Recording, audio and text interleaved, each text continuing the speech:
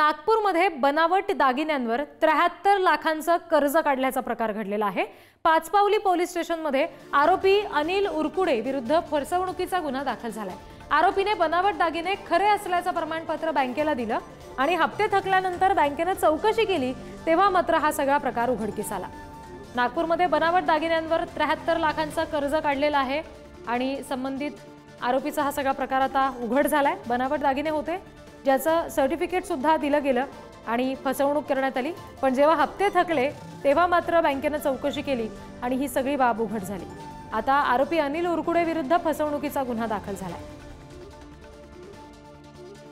दागिने खोटे होते मात्र खरे दागिने आहेत असं प्रमाणपत्र त्यांना बँकेला सादर केलं आणि त्यामुळे बँकेने सगळ्या ग्राहकांना कर्ज दिलं। बँकेचे हप्ते मात्र थकले आणि त्यानंतर बँक व्यवस्थापनाने याबाबत चौकशी केली तेव्हा हा सगळा प्रकार उघडकीस आला। जवळपास 73 लाखाचं कर्ज या आरोपीने घेतलं होतं, मात्र हे सगळे दागिने खोटे असल्याचं समजलं।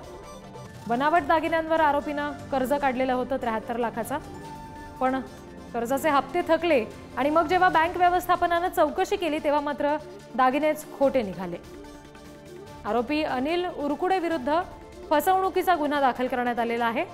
नागपूरमधली ही बातमी आहे। पाचपावली पोलीस स्टेशनने या सगळ्या प्रकरणाची दखल घेतली आहे आणि आरोपी विरुद्ध फसवणुकीचा गुन्हा दाखल केलाय। आणखी तपशील घेऊया प्रतिनिधी जितेंद्र शिंगाडे यांच्याकडून। जितेंद्र, काय नेमका हा सगळा प्रकार घडला होता? आरोपीला आता शिक्षा सुनावली गेली आहे का?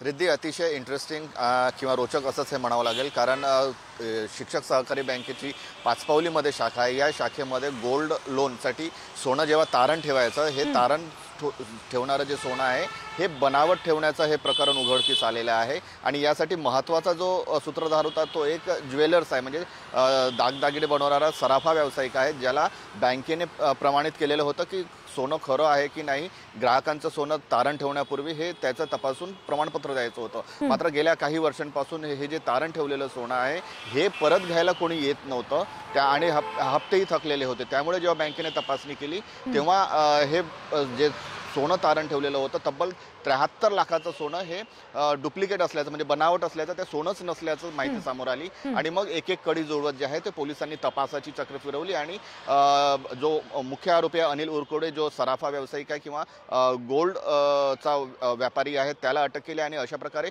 16 जणांना अटक करण्यात आली, ज्यामध्ये ग्राहक देखील आहेत आणि यांच्या विरोधात आता फसवणुकीचा गुन्हा दाखल करण्यात आलेला आहे।